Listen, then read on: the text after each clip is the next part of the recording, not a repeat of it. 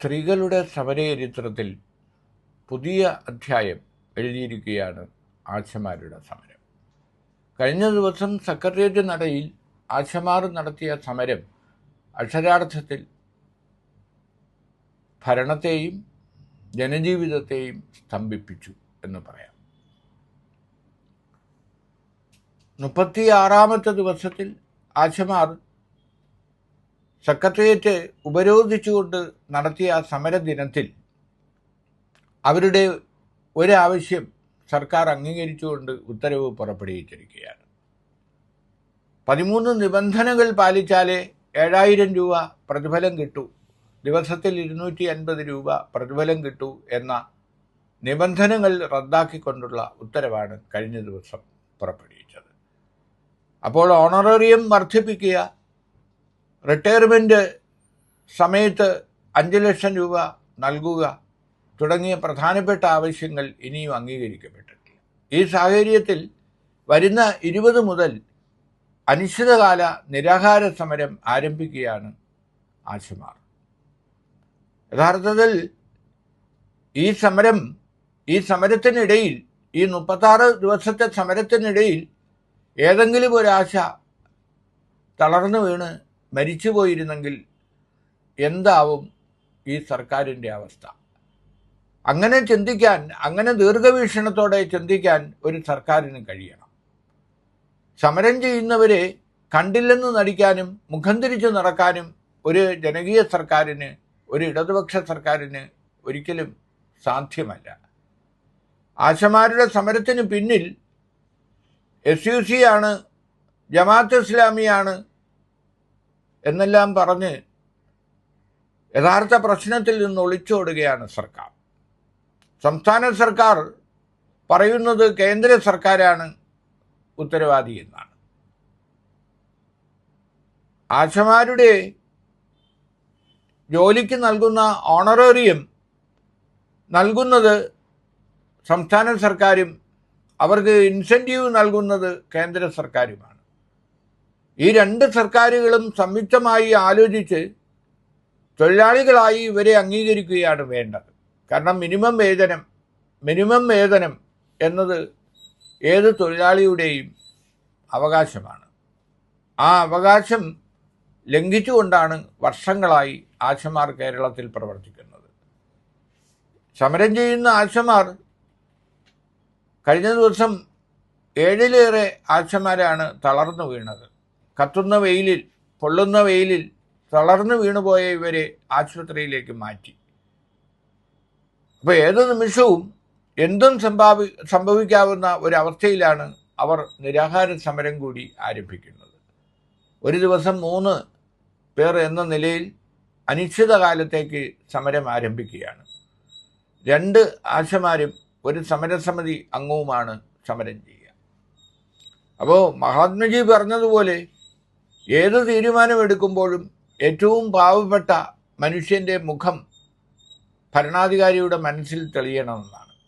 അങ്ങനെയാണെങ്കിൽ പിണറായി വിജയൻ്റെ മനസ്സിൽ എല്ലാ ദിവസവും ദുസ്വപ്നം പോലെ തെളിയേണ്ട മുഖമാണ് ആശമാരുടെ മുഖം.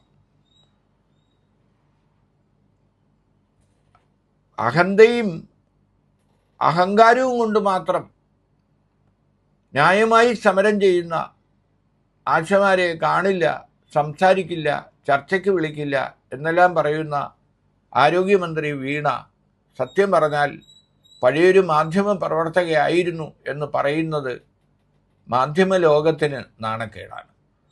മാധ്യമ പ്രവർത്തക ആദ്യമായി മന്ത്രിയായപ്പോൾ ഏറെ പ്രതീക്ഷയോടെയാണ് മാധ്യമപ്രവർത്തകരും പൊതുസമൂഹവും അവരെ കണ്ടിരുന്നത്.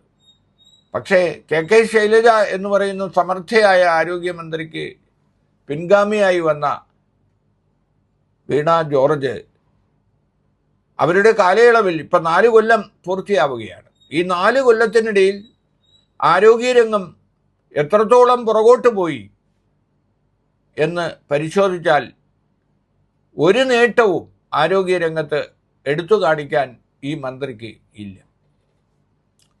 ഒരു സ്ത്രീ എന്ന നിലയിൽ പോലും അവർ ആശമാരുടെ സമരത്തെ അവഗണിക്കുന്നത് ഒരാളും ന്യായീകരിക്കുന്നതല്ല.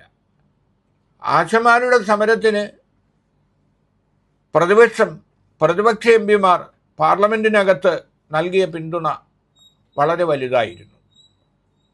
പ്രിയങ്ക ഗാന്ധി അടക്കമുള്ള എം പിമാർ അവിടെ പ്രതിഷേധ സമരം തന്നെ നടത്തി. പാർലമെൻറ്റിൽ പ്രേമേന്ദ്രൻ അടക്കമുള്ള എം പിമാർ വലിയ തരത്തിലാണ് പ്രതികരിച്ചത്. ഷാഫി പറമ്പിൽ ആശമാരുടെ വിഷയങ്ങൾ ഉയർത്തിക്കൊണ്ട് നടത്തിയ പ്രസംഗം വളരെ ശ്രദ്ധേയമായിരുന്നു.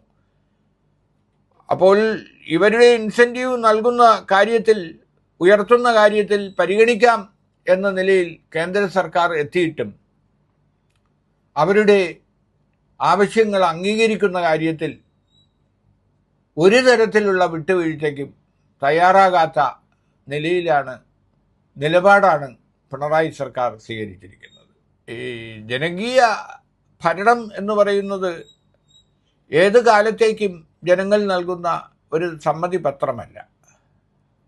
ഒരു കൊല്ലത്തിനുള്ളിൽ നടക്കാൻ പോകുന്ന തദ്ദേശ തിരഞ്ഞെടുപ്പിലും അസംബ്ലി തിരഞ്ഞെടുപ്പിലുമെല്ലാം സർക്കാരിൻ്റെ എല്ലാ പ്രവർത്തനങ്ങളും വിലയിരുത്തപ്പെടും.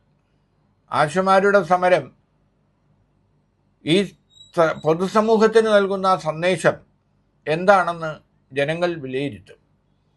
30,000-ഓളം വരുന്ന ആശമാർ ഒരു വോട്ട് ബാങ്ക് അല്ല എന്നാണ് സർക്കാരിൻ്റെ വിചാരമെങ്കിൽ അത് തെറ്റാണ്. കാരണം കിടപ്പ് രോഗികളെയും മറ്റും ദിവസവും പരിചരിക്കുന്ന ആശമാർ ഓരോ ദിവസവും കയറി ഇറങ്ങുന്നത് 100 കണക്കിന് വീട്ടിലാണ്.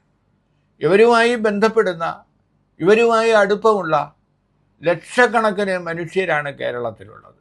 കോവിഡ് കാലത്ത് ജീവൻ പോലും പണയം വെച്ചുകൊണ്ട് മുന്നണി പോരാളികളായി കോവിഡിനെ ചെറുത്തു തോൽപ്പിക്കാൻ ഒന്നാം പിണറായി സർക്കാരിനെ സഹായിച്ച ആശമാരോട് ഇവർ കാണിക്കുന്ന ഈ ക്രൂരത നന്ദികേടിൽ കുറഞ്ഞ മറ്റൊന്നുമല്ല.